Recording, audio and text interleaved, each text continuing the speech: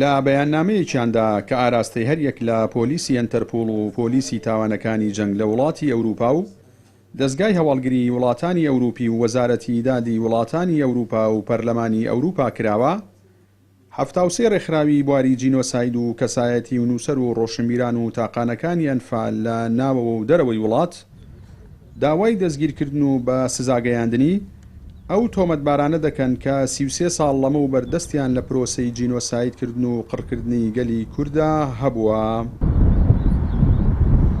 داواکارین لە ئێوە لە پێناو چەسپاندنی یاسا و سەروەربوونی مرۆڤایەتی ئەو ژمارە تاوانبارانەی دەستیان لە جینۆسایدی خەڵکی کوردستان و عێراقدا هەیە ڕادەست بە یاسا بکەن.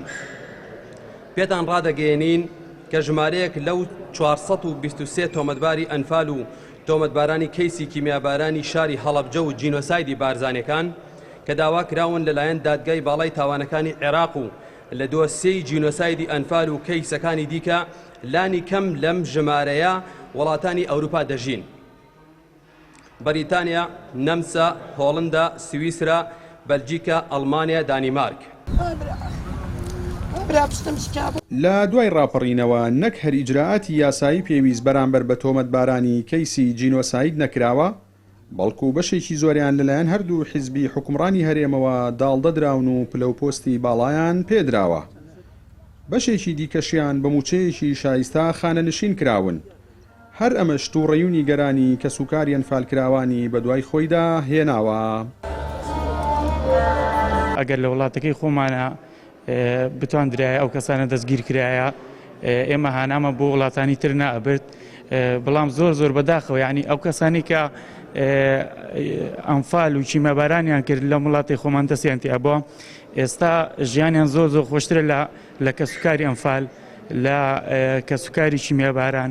بەڕاستی زۆر نیگەرانە بین کە ئەبینین ئێمە ئیشێکی دایرەمان هەبێ ئەچین بۆ لای کەسێک کە باوکمانی ئەنفال کردووە، کە باپیرمانی ئەنفال کردووە، کە خزم و کەسمانی ئەنفال کردووە.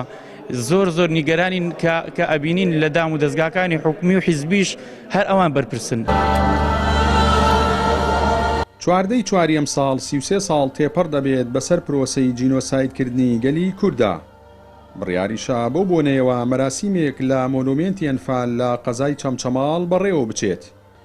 باهۆی بێباکی و خەمساردی حکوومەت و لایەنە پەیوەندیدارەکانیش لە ئاست داخوازیەکانی کەسوکاری ئەنفالکراوان، بەشێکی زۆری هاوڵاتیان و لایەنە سیاسیەکانی دەرەوەی دەسەڵات بڕیاری بایکۆتی ئەو یادەیان داوە. جەلال جەباری، کەناڵی ئاسمانی پەیام، چەمچەماڵ.